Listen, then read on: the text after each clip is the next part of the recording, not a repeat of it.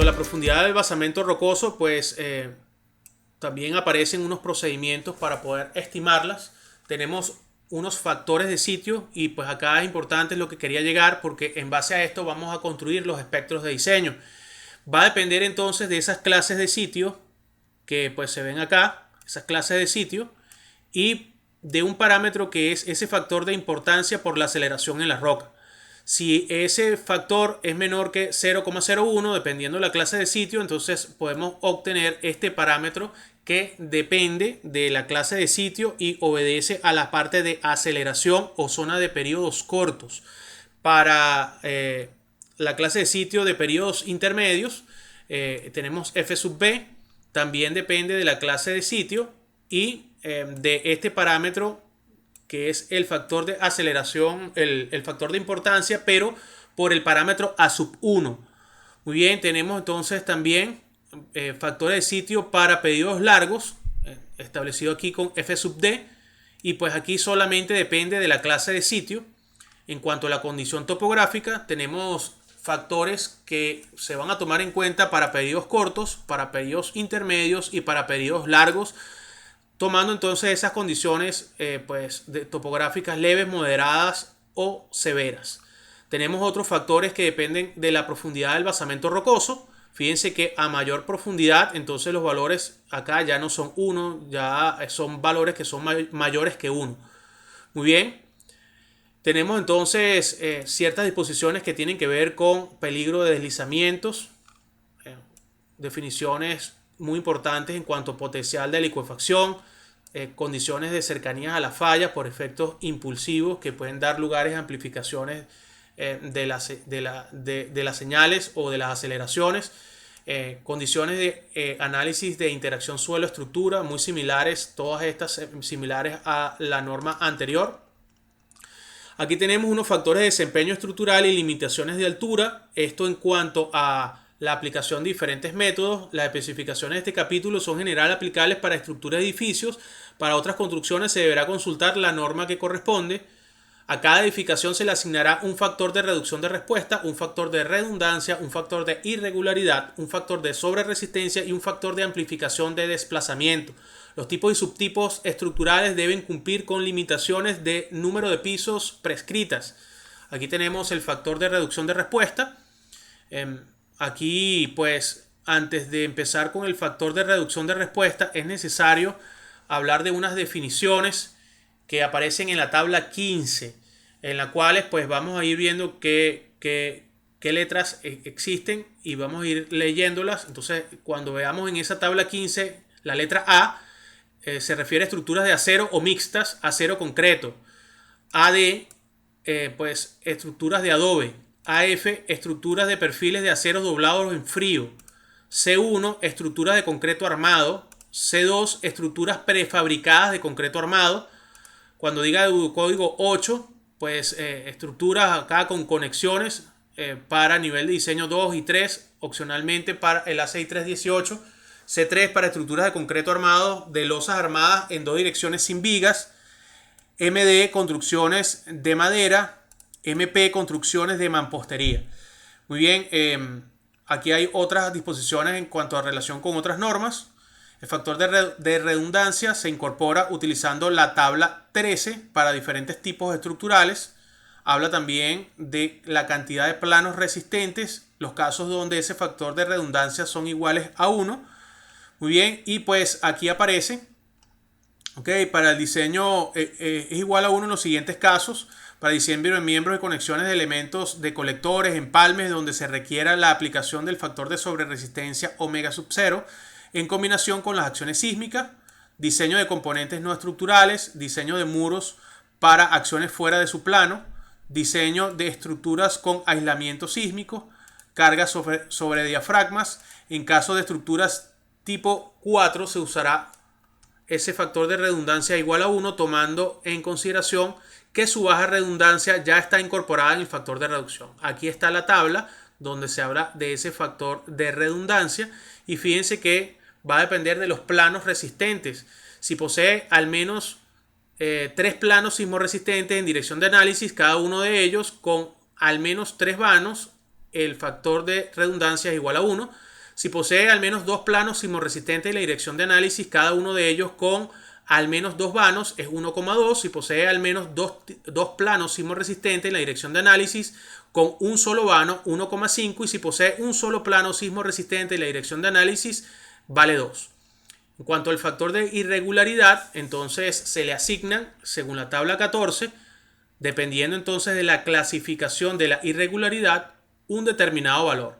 Tenemos las verticales y en plantas, y pues hay unas que aparte son catalogadas como irregularidades críticas. Recuérdense que depende de ese valor de A sub 0, de A sub 1, donde pues si es mayor que 0,1 o 0,2 para diferentes tipos de clasificación según el uso o importancia, pues estas irregularidades críticas simplemente no están permitidas. Tomando en cuenta entonces aspectos en cuanto al uso y ubicación de peligrosidad sísmica, estas irregularidades podrán ser permitidas, pero si se utilizan estos factores de irregularidad. Muy bien, factores de sobreresistencia. Aquí hablan sobre estos factores de sobreresistencia. Factor de amplificación de deslizamiento es un factor C sub D, utilizado para el capítulo 10 para determinar el desplazamiento lateral total. Esto está asociado con las derivas o la verificación de desplazamientos relativos de piso. En cuanto a limitaciones de la altura, también en la tabla 16 se da estas limitaciones del número de pisos. Hay algunos casos particulares. Vamos a ir llegando a esta tabla que es bastante importante, que es la tabla 15. Y fíjense que para cada uno de los subtipos estructurales, que es un sistema sismorresistente, si corresponde pórticos de concreto armados con vigas y columnas, pórticos mixtos restringidos con vigas y columnas, y pues la norma o el material, ya hemos leído esto anteriormente, cuál es su significado, se le asignará un factor de reducción de respuesta dependiendo entonces del nivel de diseño que se le clasifique la edificación. También se le asignará un factor de sobreresistencia y un factor de amplificación de desplazamiento C sub D. Anteriormente, en el código del año 2001, no se presentaba el parámetro C sub D, simplemente se multiplicaba ese desplazamiento inelástico por el 80% del factor de reducción de respuesta. Acá no, aquí se utiliza ese factor C sub D. Fíjense entonces que dependiendo al subtipo, al sistema sismo resistente, al material, se obtienen entonces valores de factor de reducción de respuesta tomando en cuenta los niveles de diseño. Se obtiene el factor de sobreresistencia único y un factor de amplificación del desplazamiento para cada nivel de diseño. Aquí está la continuación de la tabla.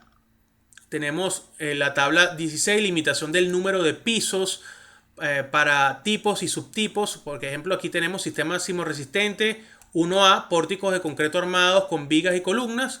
El material es concreto. Fíjense acá que dice sin límites. ¿Ok? Por ejemplo, vamos a buscar a este que tiene limitado 5 pisos, que pues se refiere a edificaciones de madera, que son pórticos de madera con espigas y pernos. Entonces fíjense que limitado hasta 5 pisos. Tiene bastante ámbito de aplicación en cuanto a materiales. Acá pues está la combinación para otros subtipos. Entramos a un parámetro, a una parte bastante importante en cuanto al espectro de respuesta. Este es espectro de respuesta elástico. Okay, este espectro de respuesta elástico especificado a continuación está definido para toda construcción y cualquier periodo medio de retorno especificado. Fíjense acá, el profesor Angelo Marinilli dice que la obtención del espectro de respuesta elástico para sismo frecuente, diseño y sismo extremo, ¿okay? Va entonces a tomarse en cuenta esos factores. Quiere decir que, pues, independientemente aquí haya 5 ramas, tendríamos que utilizar ese factor alfa, ¿ok? Para sismo de diseño, sismo extremo y sismo frecuente. Aquí entonces tenemos que cuando el periodo de la edificación es menor que el periodo T sub A, el espectro de diseño toma el valor de A sub A. Cuando está entre T sub A y T sub B, el espectro de elástico toma esta ecuación. Aquí entonces vemos 5 ramas del espectro de diseño. Tenemos entonces la definición del parámetro A sub A, es ese factor F sub A, que es la convolución de estos factores que hemos visto. Factores de sitio, que tienen que ver con la clase de sitio, tienen que ver con la amenaza o la aceleración alfa por A sub 0, tiene que ver también con la profundidad del estrato, tiene que ver también con la condición topográfica. Tenemos entonces que f sub a es un parámetro que depende de la zona de periodos cortos o que va a dominar la zona de periodos cortos. F sub b es un parámetro que va a dominar la zona de periodos intermedios y f sub d es una zona que es un parámetro que va a definir la zona de periodos largos. Entonces estos parámetros van a definir acá, fíjense, f sub a, f sub b, y fíjense acá cómo están todos estos parámetros, f sub b, f sub a, y cómo están directamente colocados acá para a sub a y para a sub b. Fíjense que aquí está el valor de a sub a, aquí también está el valor de a sub a, y tenemos entonces estos periodos, que es el periodo de la edificación, el periodo predominante de T sub a y T sub b. Muy bien, entonces acá podemos con esto construir el espectro. Vamos a hacer más adelante unos ejercicios para ponernos más en contexto. Tenemos el coeficiente de amplificación espectral. En la norma anterior se llamaba coeficiente de magnificación promedio. Ahora se llama coeficiente de amplificación espectral beta.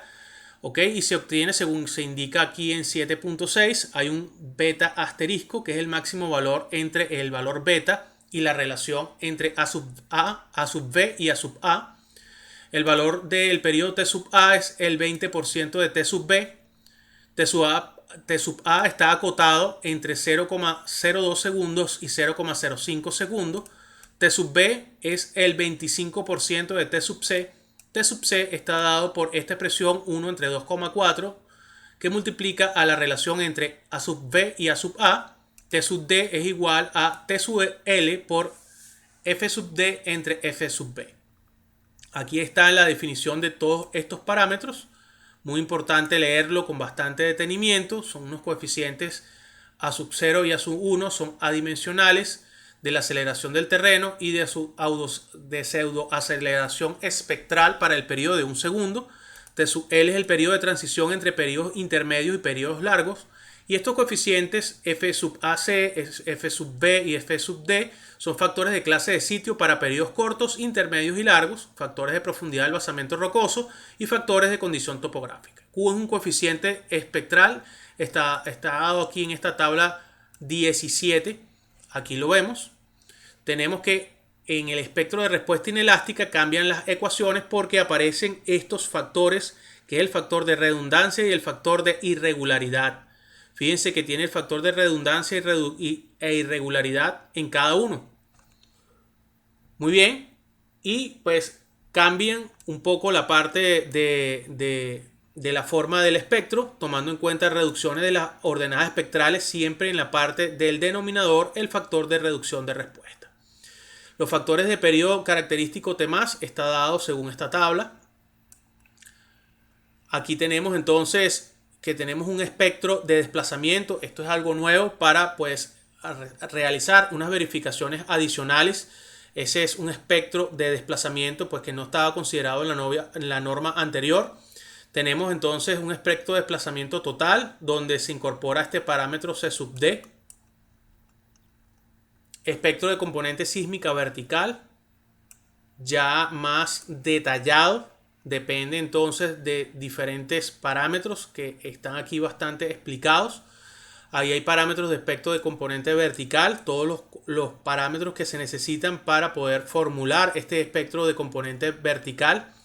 Valores de amortiguamiento y factor de amplificaciones espectrales. Se utilizarán estos coeficientes de amortiguamiento de 5%, excepto cuando se especifique otro valor en esta norma o en otra norma de diseño, o en el caso de que estudios especiales justifiquen el uso de un valor distinto.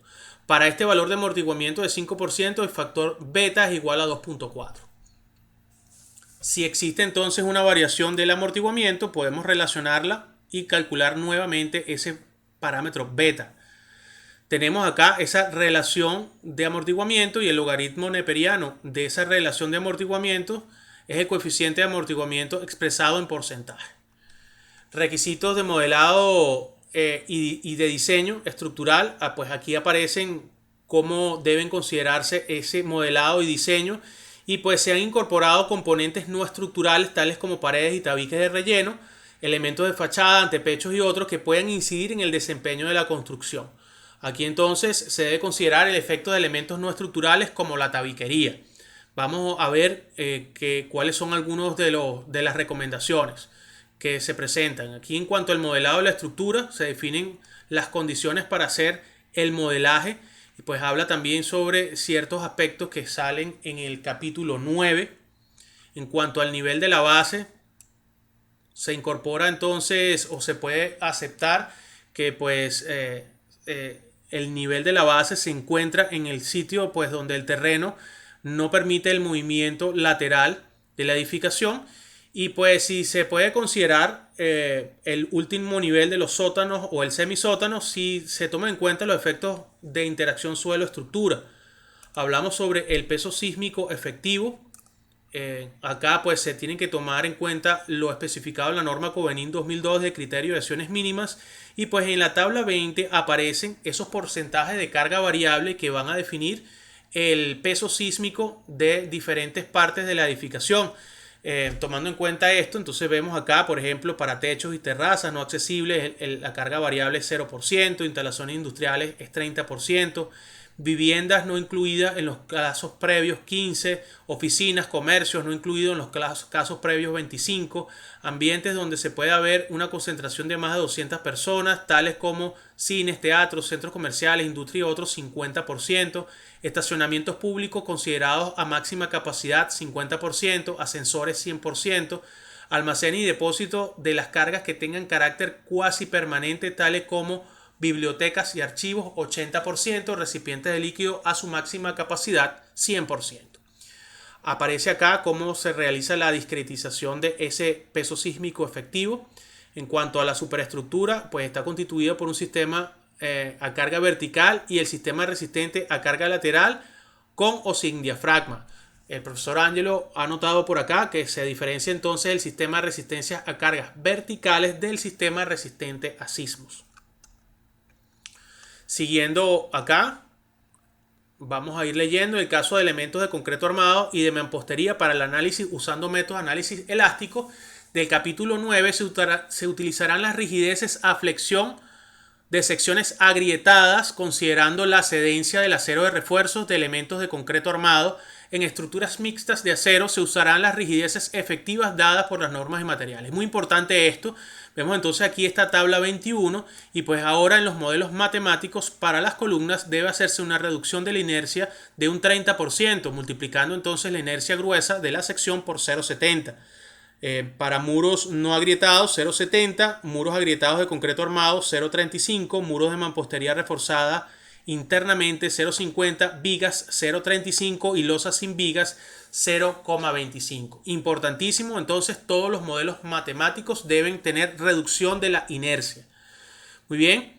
Propiedades de muros de concreto armado y mampostería reforzada internamente también deben tomarse en cuenta en estas reducciones. Para verificación de la respuesta ante el sismo frecuente de estructuras de concreto armado y de estructuras de mampostería, se usarán las propiedades de las secciones agrietadas dadas en 8,243 multiplicadas por 1,4 excepto para las columnas.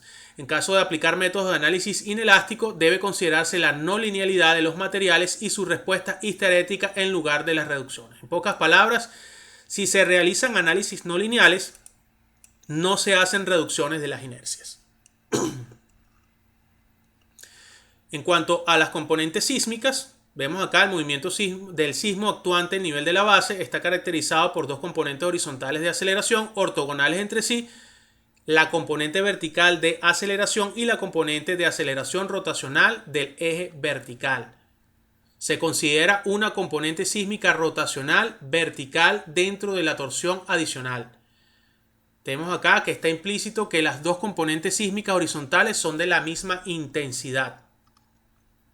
La combinación de la respuesta de componentes sísmicas horizontales, la respuesta estructural ante la acción simultánea de dos componentes sísmicas horizontales se determinará según unos procedimientos que aparecen a continuación. Dos entonces movimientos ortogonales.